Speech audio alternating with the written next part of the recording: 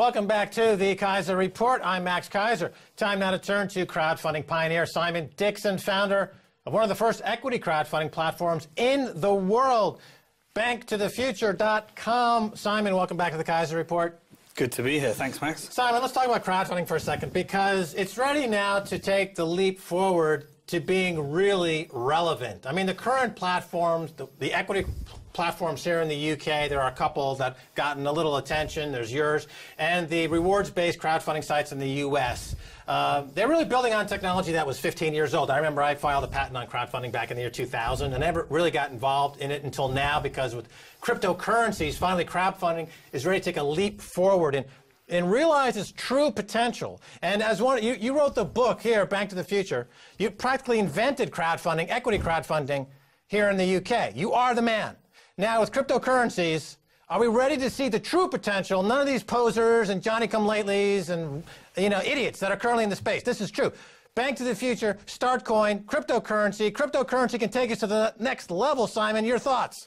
Yeah, so what we're seeing now is the collision of lots of different technologies. When I wrote the book, the first draft several years ago, we didn't have a Bitcoin, we didn't have crowdfunding. I had to get to the second draft till I started discussing these things. But now what we've got forward a few years, we've had billions raised through these platforms now.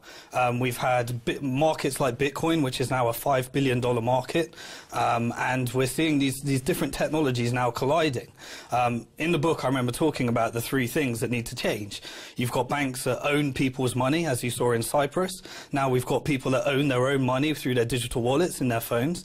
You've got banks spending money. Now that's changed because crowdfunding platforms, peer-to-peer lending, people are directing the flow of their own money. And you had banks creating money. Now you've got individual people that are creating cryptocurrencies as a force for good. And what we've seen with things like Startcoin is cryptocurrencies being designed specifically with the intention of funding projects, funding businesses, and changing the economy. The people deciding what gets funded. All right, Startcoin, it's part of StartJoin, which is the crowdfunding site that I started. And I want to talk to you right now about politics in the UK specifically. There's a two-party system that's been in place for a while. Everyone's quite upset about the politics here in the UK. It's run by complete charlatans. Osborne, Cameron, Nick Clegg, Miliband, Farage. They're all cut from the same cloth of let's privatize everything, let's bow to the central bankers, forget the people, forget economics, forget anything having to do with egalitarianism or financial soundness whatsoever. Let's just keep the kleptocracy going. But crowdfunding and cryptocurrency and politics are totally disruptive. In other words, if I want to take StartJoin and Bank to the Future and combine these two with a cryptocurrency, can we do to politics in the UK what Uber has done to the taxi market, what Airbnb has done to the hotel market, what P2P file swapping did to the music industry? Can we totally transform politics in the UK, you, me, and our crowdfunding partners? Can we just rip out the heart of these kleptocrats and just start over again, Simon? Well, what we're seeing right now, as we said, we've got the technology all exists. At the moment, it's early stage in terms of, in things like Bitcoin. That's kind of where the internet was in 1995. Entrepreneurs are developing stuff, but that's all being funded through people right now. So because it's being funded through people, you're seeing innovation at a rapid pace. Anything goes. The people are deciding whether they want it. So these technologies are now becoming, they're almost like self-fulfilling prophecies where the technology is being used to fund development in the technology. So you're seeing, this can totally change so many things. And now you're seeing, technologies like blockchains, which are very geeky for people to understand, but now real user cases are sitting on top of those. You can have transparent voting.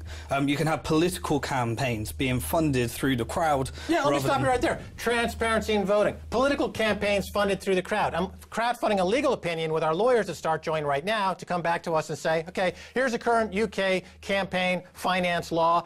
How do we work within it on crowdfunding? How do we transform these laws, or how do we work with those that are in place to make things different? Because I noticed that this crowdfunding potential hasn't gone unnoticed by the likes of Boris Johnson, who, the mayor of London, who's now given £5 million to a competitor in the equity crowdfunding space here in the UK. That's completely uncool, you know, to do this, to single out one company to do this for. And as a result, now I've been mobilized, you've been mobilized. We're going to crowdfund someone to take Boris Johnson out of office and start to transform politics in this country using media, technology, crowdfunding, crypto. I mean, Boris is shameless, you know, crony capitalism. This is not going to stand. He's right over there within a drone's distance. You can see his office right there. We're not going to let this go by, Simon.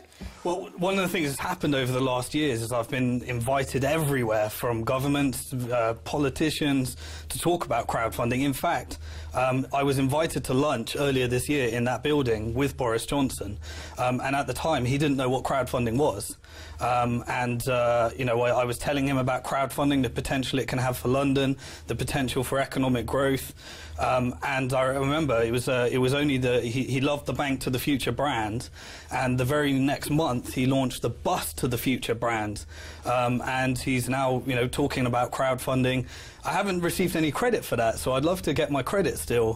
Forget the credit, Simon. Yeah. We're going to take him out of office, and this is really happening because StartJoin is now on your side, Bank to the Future, and people are putting up £100, £200, £500, 2 Bitcoin, 3 Bitcoin, 100 StartCoin to finance the growth of our technological enterprise, StartJoin. We're raising £40,000 in equity on the site because that's going to help us take on the corruption in the UK. And we're going to explore how crowdfunding can change political contributions and campaign finance in this country. Because we're going to put, let's say Russell Brand did run for mayor.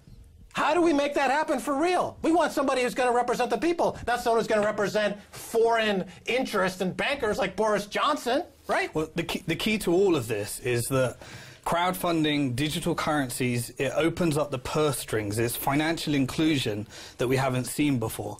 And when you have financial inclusion, you give a voice to everyday people that can now direct finance. And that can be pulled together with lots of other people rather than having full control to those who control the full purse strings, as banks have had a monopoly on money creation and digital money creation. And now that's all changing.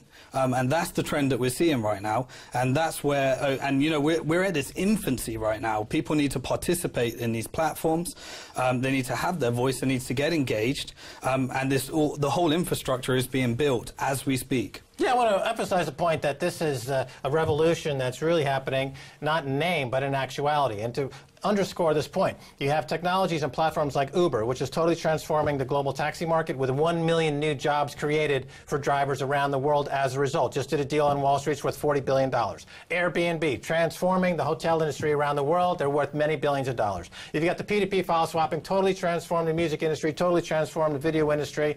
Sites like Google, YouTube, raising billions and billions of dollars. Now, we're going to apply these techniques to politics in the UK. So politics and crowdfunding have never been brought together in this way. It's expressly going to attack the heart of darkness that is at the core of the UK political establishment. We're sick of the pedophile scandals. We're sick of the banks stealing money hand over fist. We're sick of the cozy relationship between these two entities. We're sick of the royal couple over there in America raising money for God knows what, to deflect attention from the massive pedophile scandals here in the UK. We have the ability, the technology, the finances to recreate government and economy in the UK right now. Simon, we've actually shot a pilot for a new TV show based on this very thing, which is being circulated amongst international broadcasters right now, called The Crowd Factor. So this is really happening, Simon. Well, as we said, we've got the digital currencies, which is opening up money creation. You've got the crowdfunding, peer-to-peer lending movement, which is allowing people to have a voice of where money goes, what gets funded. And now you've had a trend of new media. And so now when you combine all these together with Crowd Factor, we can give people the distribution and the channels that they need. The new show. The new show, yeah, and give people the new, you know, the traffic that one needs in order to get lots of attention to their campaigns. Yeah, so it's like a perfect storm. It's like a triple punch. Yeah, it's like the you got to combine media, finance, and technology. I've always said that going back 20 years when I created, you know, the Hollywood Stock Exchange in Los Angeles. Completely changed Hollywood. Completely changed. It created something called the prediction market industry. Also filed a patent on crowdfunding at that time. which I filed another patent on crowdfunding in 2003 on crowdfunding income streams. So, but I've been doing these other projects, you know, like Karma Bank, to kind of keep myself amused because I haven't decided to get into the main arena and, you know, do some serious elephant hunting until now, because with cryptocurrency, Startcoin, Bitcoin, Bank to the Future, the obvious corruption in the UK, the combination of massive media platforms like we have here and on other side media platforms, we have the ability now to actually stage a proper revolution. We have people like Russell Brand who are emerging as leaders. You know, he's a charismatic guy who speaks from the heart, who's got a frickin' nut. He's got a bean. He's got some of the stuff up here. He knows what he's talking about. These are the people we need to lead the revolution. Bank to the Future is a big part of it. Talking a little bit about cryptocurrencies, just in their short life, they've totally changed economics as we know it. Talk a little bit more about it. Well, you know, the thing with cryptocurrencies is that people are making the mistake of thinking that they're simply a currency. A currency is one element of it. The most important element is the technology behind it. And, you know, much like before people knew web browsers and Google, there was something called HTTP and IP, and it was geeky and no one understood how it worked, and it was clunky, and the early adopters were criminals and all that stuff. We're seeing the same thing with Bitcoin, but now the technology is becoming less clunky. It's having user cases which are very, very useful and very, very disruptive. And so it's now come its time. You were a victim, Max, of being an early adopter before the technology was able to be used. But we're now, the next years ahead, are the vital years where this technology is going to come to be. It's not talking, it's not filing patents, it's now actually happening, it's funding projects. It's a vital source for the economy in terms of the amount of funding that we can get into, you know, businesses and people that can create jobs and change the economy.